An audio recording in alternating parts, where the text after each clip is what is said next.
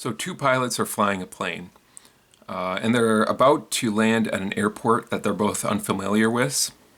And they get their runway assignment from the control tower, and they begin their approach. And as they're approaching this runway, the pilot says to the co-pilot, "Hey, do you think that this runway looks kind of short?" And the co-pilot says, "Yeah, it is kind of short, isn't it?"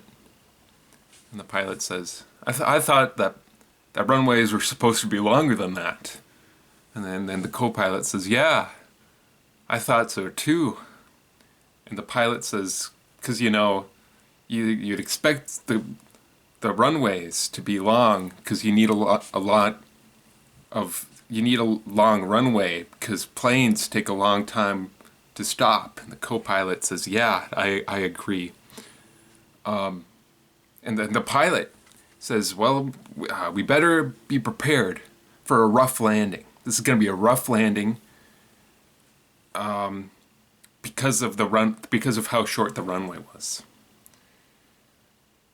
If there's one thing that you remember, it's that the runway was very short. Okay, we got that. So the plane is approaching this runway. The pilots are both very tense, very focused, because they're like, we might not be able to land this plane on the runway. We might overshoot because of how short it is.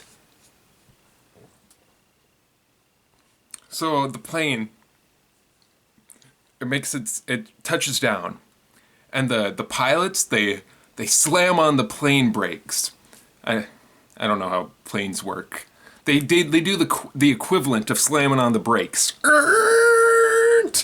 The plane screeches to a stop, and it comes to stop mere inches from the end of the runway. And the pilot said, "Oh, thank God. I was afraid that we weren't going to be able to land on account of the runway being so short." And the co-pilot says, "Yeah, but look how wide it is." Okay, well, there you go.